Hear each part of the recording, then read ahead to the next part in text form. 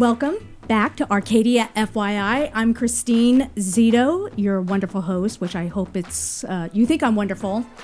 And I thank you for the emails and the Facebook messages and saying how much you like the show. It really means a lot to me.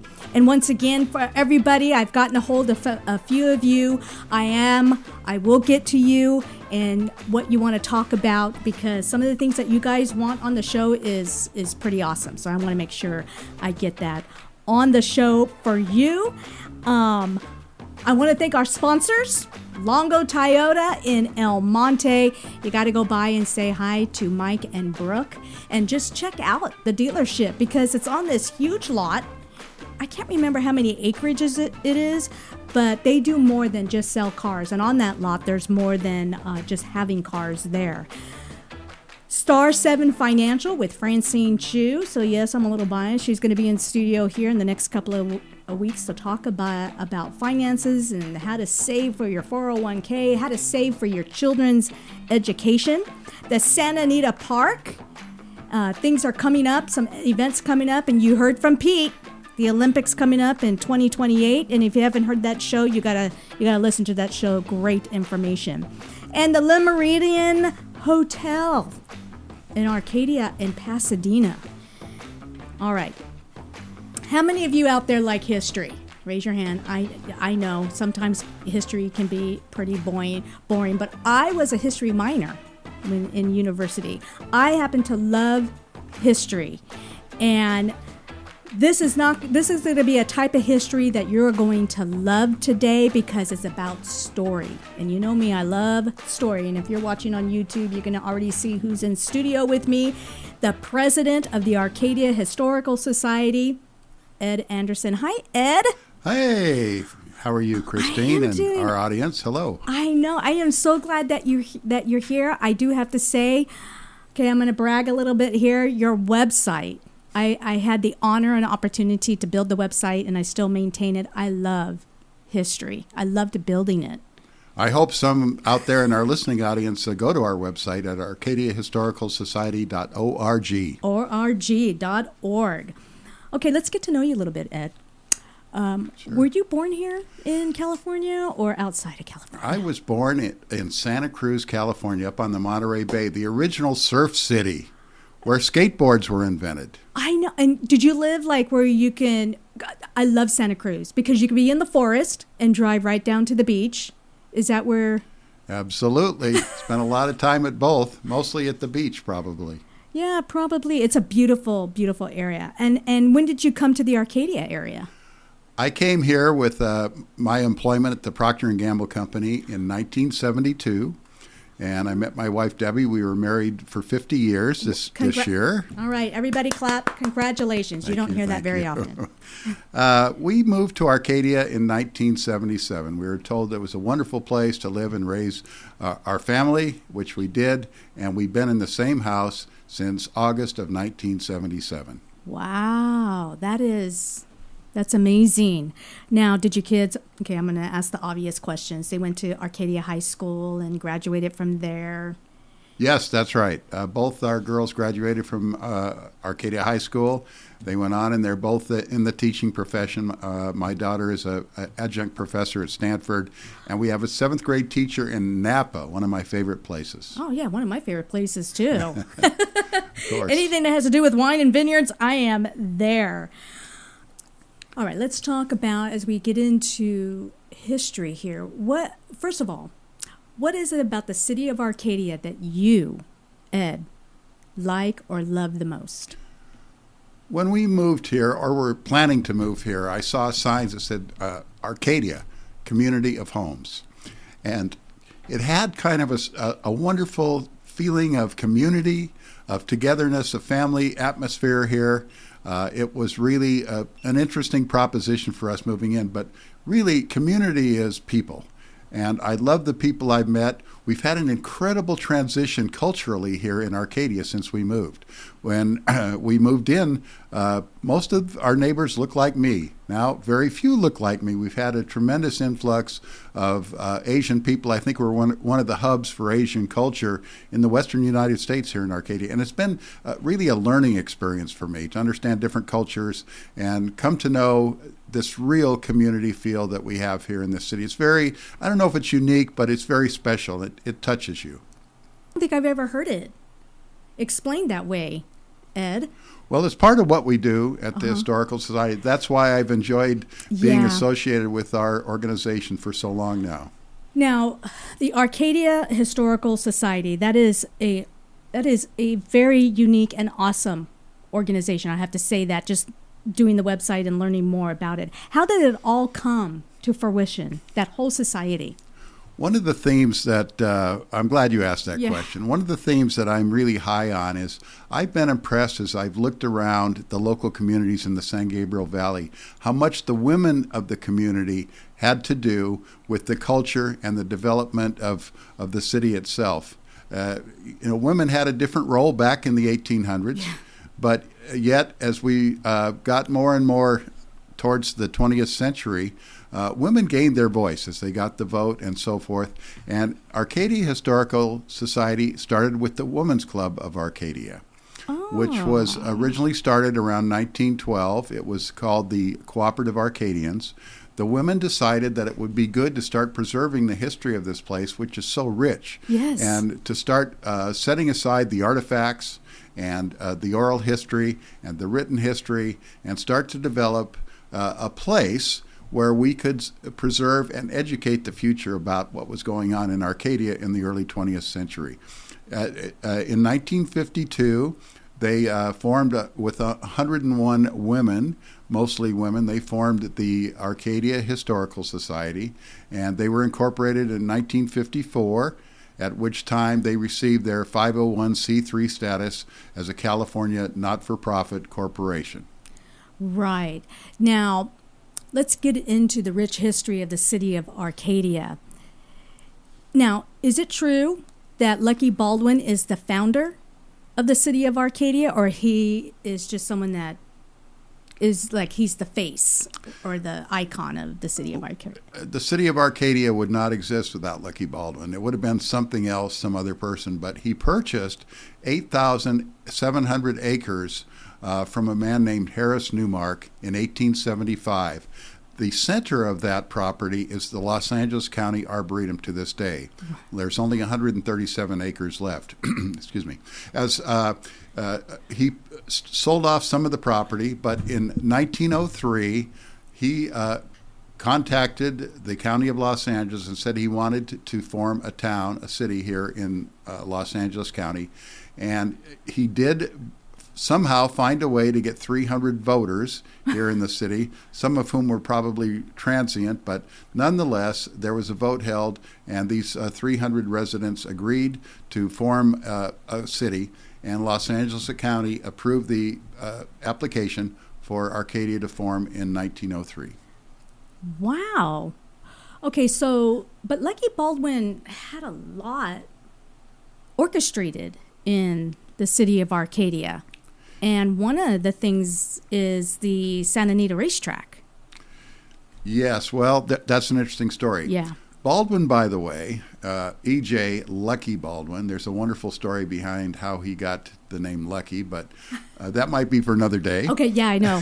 No, but that is an interesting story. At any rate, yes, he was quite a master manipulator, politician, if you will. So he was our first mayor. And he did have a racetrack which was founded in 1907, but unfortunately about a year and a half later, Los Angeles County made it outlawed racing in Southern California, so he had to shut it down. Oh. And that racetrack was on the grounds of what's now the Santa Anita Golf Course here. It was his daughter, Anita Baldwin, one of the most extraordinary women in the history of Southern California. She sold land in 1934 to the Los Angeles Turf Club, who later that year, on Christmas Day, opened Santa Anita Racetrack, 1934. And that was on the Arcadia golf course, right? Back then? Baldwin's original racetrack was on. I didn't. You know what? That I did not know. That's right, and that's where the Ross Balloon School came along in 1918. Prior to our racetrack, the Balloon School, it was interesting use of the property. But it was Anita Baldwin who made arrangements for Santa Anita Racetrack. Then how did the Santa Anita Racetrack become the Santa Anita Park as it is now? Very interesting piece of that was when World War I broke out in 1918, the Anita Baldwin arranged for the U.S. government to use the land that is now the golf course, and they established Ross Balloon School. Okay. There were about 200 parachutists and balloonists who came to Arcadia, and they set up their operation there. There's some wonderful photos at the Guild Museum in Arcadia of that balloon school. And you can also see it on the website. Absolutely. Okay. So it got repurposed as a military base, and then when the war ended, it became an airfield. And some famous flyers came through here. I know. You know what? When people ask me, "Hey, where's the airport?" I said, "Well, you can golf on it now." Yeah.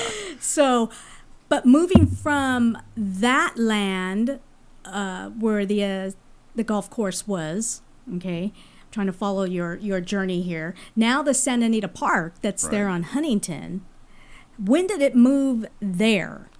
Well, in essence, it never moved. They just graded over the Baldwin's track. And then when Anita Baldwin sold in 1934 to the L.A. Turf Club, they then began. They were fast moving because they only acquired rights to the property in 34, and it was open on Christmas Day the same year. So it was pretty remarkable how quickly they were able to build the facility, which has been expanded since then, of course. Right. Now, let me ask you this. Okay, so back then when Anita Baldwin founded the racetrack, was there roads then? You know, like Huntington wasn't even a road then, right? Because it was just one big land. Okay, I'm trying to get everybody. By the time the racetrack came along, Huntington was probably there. But Huntington Drive, we're not sure exactly the date, but it probably wasn't until around the turn of the 20th century that it came in. The road that was used from Los Angeles was called County Road, and that is Duarte Road, which is about a quarter mile or so south of Huntington. Right. God, isn't this interesting? I want to pick your brain, but we got to stay focused on this. So the purpose of the Arcadia Historical Society is to keep that history alive, is it not? Yes, and we found the best way to do that is to have programs, whether they be educational. We do a lot of speaking in the community through our speakers group, and we talk about mostly about people, because history really comes alive. It's about people. And so we talk about the Anita Baldwins and the Lucky Baldwins, but also some other characters like Parker Lyons, who had the most extraordinary museum here on Huntington Drive, beginning also in 1934. He had over 1 million artifacts, and he ended up selling them to Harrah's in Reno. When he passed away, his son sold it. That was in the late 50s. But this museum was amazing. He had things from Wild Bill Hickok and all the famous historical characters. Where was the museum? It's right where the Le Méridien Hotel is now. Oh my! And we have a historic marker there to note the spot. That is, yeah, because where the Le Méridien is, that there used to be a famous hotel and not a hotel. Yeah, it was a hotel. There have been some famous hotels, motels. Yeah. Yeah. The Flamingo and others. And then also wasn't there a bar there? Yes, the 100 to 1 Club. Yeah, the 100 to 1 Club, you'd have to call it a dive. But you had to experience it. And when they demolished that to make room for renovations that ultimately led to the Le Méridien, we were actually able to secure the 100 to 1 sign. I'm not sure what's going to be done with that, but it's in storage. It was quite a place. I think we should open it up again. Yeah, let's do it. Come on, Ed. Let's go into business and open up the bar again and just sell wine and a few beers. That would be a fun challenge. Yeah, that would definitely be. Okay, since we have some time, I do want to talk about Lucky Baldwin and his family. Lucky Baldwin has a lot of history behind him, founding the city of Arcadia. And he's known for other things too. Wasn't he married more than once, or was he married once and just married? I don't know. You tell me. Some people think 5 times, but I'd Yeah. say 4 times. Yeah. His favorite wife was Jenny Dexter Yes. Baldwin, Yeah. who was the mother of Anita Baldwin, and she unfortunately died young.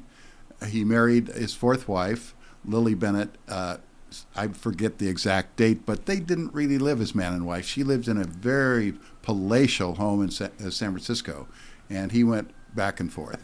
I see. Now, if I were to drive up Baldwin and then you go up, going into, I want to say Sierra Madre there, wasn't there a huge mansion that used to be along Foothill in Baldwin?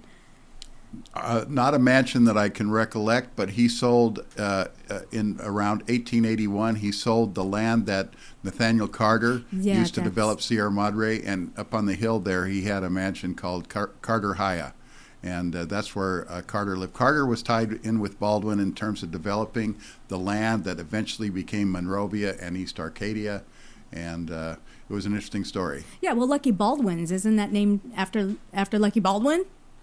The pub? Oh, yes, of course. Sure. Now, that's located in Sierra Madre and one in Pasadena. That's correct. And was there ever one here in Arcadia? I mean, how come it's outside the city and we don't have a Lucky Baldwin here in Arcadia? Well, that property was once the land on that Lucky Baldwin owned. And when he sold the land to Carter, he kept most of the good water. So Sierra Madre struggled to find the really good drinking water, thanks to Lucky Baldwin. But yes, it was Baldwin land, and I think it's obviously a creative name because Baldwin is kind of such a fascinating character that once you learn about him and the kinds of things he was involved in, the kind of money he carried around, and how he did business, he's a strikingly interesting figure. He is. I mean, there's so much I would like to talk to him. If I ever met him, I would have quite a few questions. Is there anybody still living that still is associated to Lucky Baldwin? Yes. We have someone who belongs to our historical society. Her name is Margot Gibson. She is a great-great-great-granddaughter of Lucky Baldwin, and she's probably the foremost expert on Anita Baldwin. And she sometimes plays the role of Anita Baldwin, which she'll be doing November 14th at our big event we're going to here talk in about Arcadia. That. So, yes, and the family is still around, and we keep in touch, and hopefully they have some history that eventually they'll share with us, too. That is great. Okay, my favorite subject that I love, because I love the Walk of Champions. And the Walk of Champions is all about the horses from the Santa Anita Park. Yes.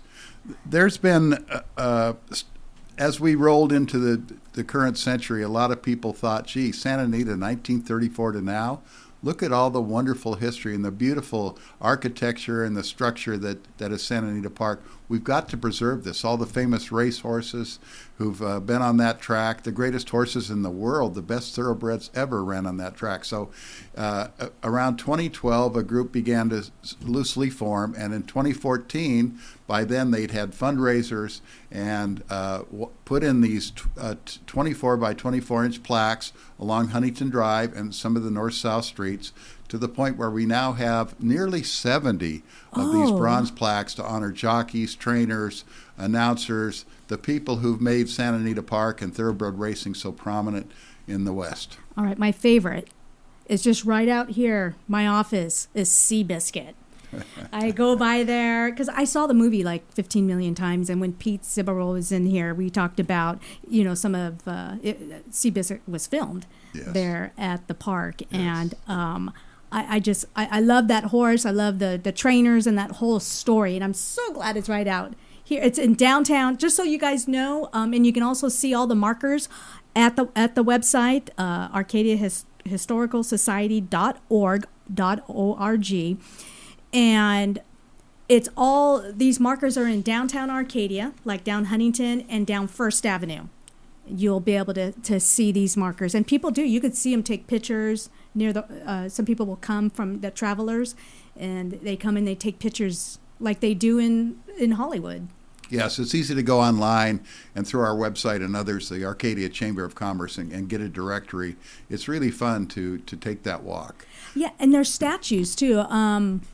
Lucky Baldwin is right there in front of the Santa Anita Park, in front of, how do I say it? It's on the corner of Huntington, Hawley, and Campus Drive. That's correct. That's where the Lucky Baldwin statue is at. We call it the V. It's right across, right opposite the main entrance to Santa Anita. And right in front of, I want to say, the Senior Center and the Arcadia Chamber. Yeah, that's the Arcadia Community Center, and the Guild Museum of Arcadia. That's right. Heritage is back just east of that in virtually the same parking I know. area. I have to say I jog by there like often. And Anita, okay, go ahead. Talk about Anita. Anita Baldwin. Yes. Her statue is in front of the Le Meridian. We call that at Huntington and Huntington. Huntington. It's right there. Huntington, yes. Yeah, and I did some drone work for the Le Meridian, and I got this really. In fact, I'll show it if you watch on YouTube. I will show both these statues and just the Anita Baldwin one that's right there. That was a big deal, yeah. Yeah, in that 2021, we were the source. We handled all the funds, all the fundraising through collaborative organizations, and that was a wonderful achievement to get that statue up. What a woman! Yeah, you know what? You do have to come back in, Ed, and we can talk about just Lucky and talk about maybe we can give Anita her own show. I think it's worth it, but you might want to get Margot. Yeah, I was just going to say we need to get Margot in here too to talk about that. Would it be okay to mention a couple of the key moments in Arcadia history? Please I'd like do. to top line some of the important things. No, you go. I also mentioned I mentioned the Ross Balloon School, and also that area was a military installation of sorts during World War II, which is really an important part of our history. And it's, in a sense, it's one of the darker parts of our history, but it was put upon us by Franklin Roosevelt, who signed, I believe it was Executive Order 9066. And it said any organization or group of people harmful to the interests of the United States should be incarcerated. Yes. Which led to the incarceration, by the way, not only of Japanese people, but many Italians and many German people were also incarcerated. People don't realize that. However, let's talk about the Japanese Assembly Center at Santa Anita. Santa Anita was not what's called an internment camp, like Manzanar and some of the others. It was an assembly center. And though it was a terrible time in our history, I guess if you were going to be incarcerated, this is the only place that you could probably survive. The Japanese people prospered here. They're very resourceful. They had their own newspaper. They had their own sports teams. And not that it was any fun, because it wasn't. But they found a way to make the most out of a terrible situation. And, of course, the U.S. government has apologized for that, and that's a good thing. And we honor what happened then, and we honor those Japanese people, many of whom made great contributions to American society and to our way of life. So it was a difficult time, but we don't sweep that under the rug. Right. It happened. We honor that. You wanted to share another? Yes. In 1943, Anita Baldwin sold 1,300 acres to Harry Chandler of the Los Angeles Times. And those 1,300 acres encompassed what is now the LA County Arboretum. So it's been reduced by, those 1,300 acres are down to 137 acres. But the home ranch is around Baldwin Lake, encompassing the old Hugo Reed adobe, which was just renovated, the Queen Anne Cottage. That's a whole unique story about Anita Baldwin that you might want to cover at some point. But so Chandler, it was going to be developed in the 40s. Somebody had already made plans to lay out housing, just as we have in the Santa Anita Village nearby. But Chandler bought this property, and he conveyed it to the county in 1947, and it became the Los Angeles County Arboretum. So thanks to Chandler, he preserved that property. Otherwise, it would just be an extension of our community of homes. Thank God we have the Los Angeles Arboretum, and one of the finest arboretums in the country. Beautiful. And the way they keep it up and the upgrades that they have recently done, it's awesome. We've participated in that, by the way. Oh, in the upgrades? The Historical Society gave $25,000 to renovate the paintings in the old Queen Anne Cottage. Oh, and okay. Also, we just gave them a nice gift to repair the windows on the Santa Anita Depot, which is on Baldwin Avenue. You can see it as you drive by. Now, Chandler, didn't he build some apartments? That I'm not aware of. Well, the Fleta That doesn't surprise me one bit. Oh, okay. I know that the Fleta apartments, the first apartments that were built here in the city of Arcadia, I thought was owned by Chandler. Makes a lot of sense. Yeah, that's what I thought. Okay, so let's talk about some of these events. There's a little, I wonder if I should play some music, some mystery music, and you talk about it. Yeah. I don't want to give it away. Okay. I mean, I already know who, I can't even say it. The Arcadia Women's Club, as I've already mentioned, is sort of the genesis of Arcadia Historical Society. They have, by the way, the first historic marker issued by the city of Arcadia. A lot of our history, unfortunately, has gone away for whatever reason, development, et cetera, but they have the first historic marker in the Women's Club building on First Avenue in Arcadia. They've just renovated. It's a beautiful facility. We are hosting in collaboration, or maybe I should say we're in collaboration with them to host the first ever casino and mystery murder winery at the murder mystery at the Baldwin Winery on November 14th. The casino opens at 5:30. We have some professional actors, a number of characters who are suspects, to include Anita Baldwin. And it's going to be a night of fun. We're going to have a live auction with some wonderful things. It's going to be acting out a murder mystery, and there's going to be a lot of intrigue because the murderer will not even know they're the murderer until the very end. So there's going to be a wonderful dinner. It's going to be an exquisite evening. So it's going to be casino, so you can win money or lose money. Dinner. You're not really going to lose money. You might lose your steak that we give you. That's funny.